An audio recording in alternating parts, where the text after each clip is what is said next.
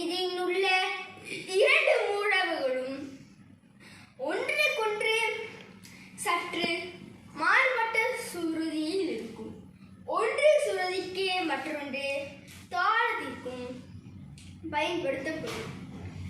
இதன் அமைப்பு தமிழர் நாடகங்களில் நாட்டுப்புற ஆடல் பாடல்கள் மற்றும் கிராமிய திருவிழாக்களில் தாளம் கட்டுக்கோப்பை உறுதிப்படுத்தும். இதன் துடிப்பான துள்ளலான இசை